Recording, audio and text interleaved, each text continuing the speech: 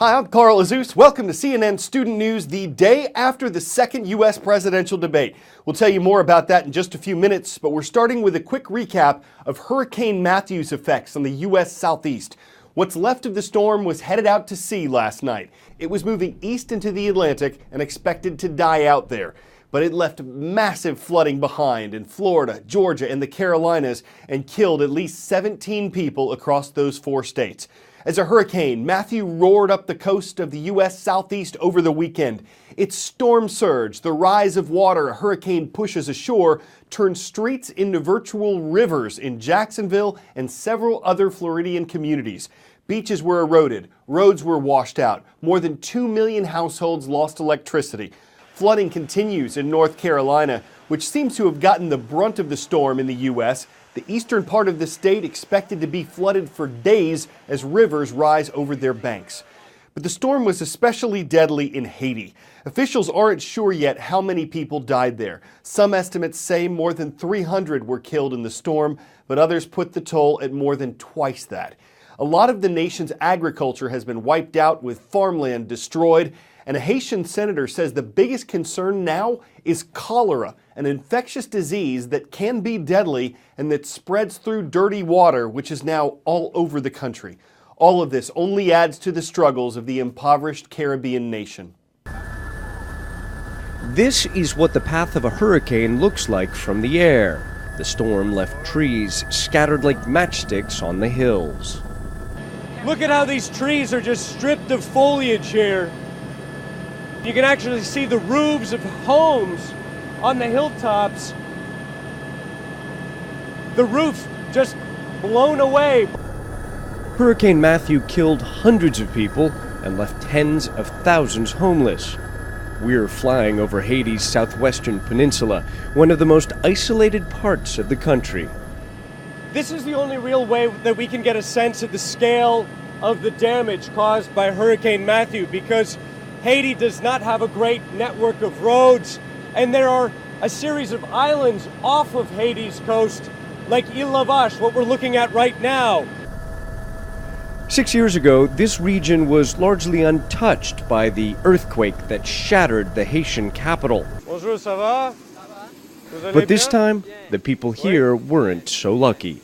How is your house?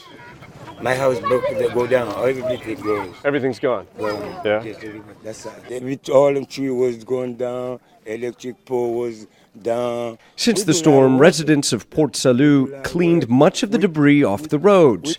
But at night, they sleep outside their shattered homes in the dark.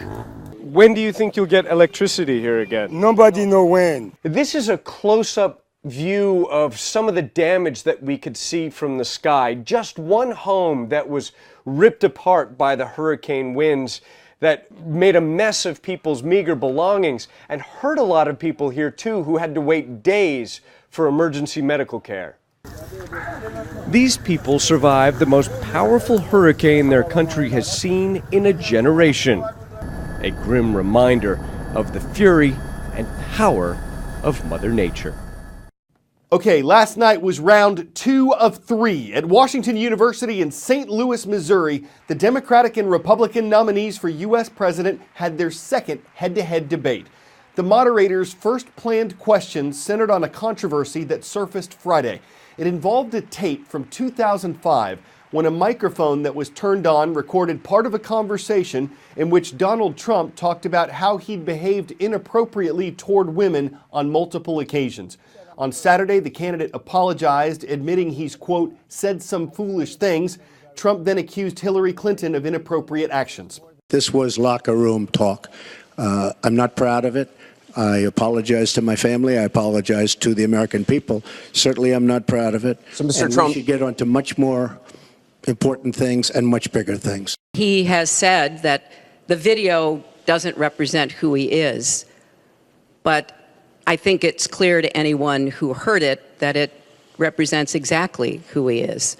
But of course, that wasn't the only subject discussed at the debate. As you just saw, it was in a town hall format. And while the moderators were scheduled to ask half the questions, the other half were intended for members of the audience who were described as uncommitted voters.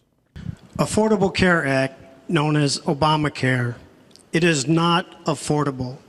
Premiums have gone up, deductibles have gone up, co-pays have gone up, prescriptions have gone up, and the coverage has gone down. What will you do to bring the costs down and make coverage better? I'm going to fix it because I agree with you. Premiums have gotten too high, co-pays, deductibles, prescription drug costs, and I've laid out a series of actions that we can take to try to get those costs down. We have to repeal it and replace it with something absolutely much less expensive and something that works, where your plan can actually be tailored. Good evening. Perhaps the most important aspect of this election is the Supreme Court justice. What would you prioritize as the most important aspect of selecting a Supreme Court justice? I want to appoint Supreme Court justices who understand the way the world really works, who have real-life experience, who have not just been in a big law firm and maybe clerked for a judge and then gotten on the bench, but maybe they tried some more cases. They actually understand what people are up against, because I think the current court has gone in the wrong direction. I want a Supreme Court that will stick with Roe v. Wade and a woman's right to choose, and I want a Supreme Court that will stick with marriage equality. Justice Scalia, great judge, died recently, and we have a vacancy. I am looking to appoint judges very much in the mold of Justice Scalia. I'm looking for judges, and I've actually picked 20 of them, so that people would see, highly respected, highly thought of, and actually very beautifully reviewed by just about everybody, but people that will respect the Constitution. Mr. Trump, in December, you said this: Donald J. Trump is calling for a total and complete shutdown of Muslims entering the United States until our country's representatives can figure out what's going on. Your running mate said this week that the Muslim ban is no longer your position. Is that correct? And if it is, was it a mistake to have a religious test? I don't want to have, with all the problems this country has and all of the problems that you see going on, hundreds of thousands of people coming in from Syria when we know nothing about them. We know nothing about their values, and we know nothing about their love for our country. First of all, I will not let anyone into our country that I think poses a risk to us. But there are a lot of refugees, women and children, and we need to do our part. We by no means are carrying anywhere near the load that Europe and others are.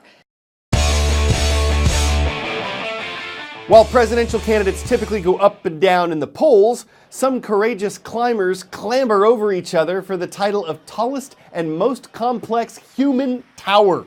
The Spanish competition dates back to the 18th century. It's recognized as part of Catalonia's cultural heritage. The strongest folks are at the bottom, as you might expect, and it's usually a child who crawls to the top. There is an element of danger here, and the goal is to get everyone back down without the tower collapsing. The clamor climbs with the clamber, the attitude with the altitude, the vertical vector unveiling the unfailing victor of a towering achievement that's a head above the rest. To compete, you gotta love stories, and at the top of your class, you've gotta be sure to acclimatize. I'm Carl Azuz for CNN Student News.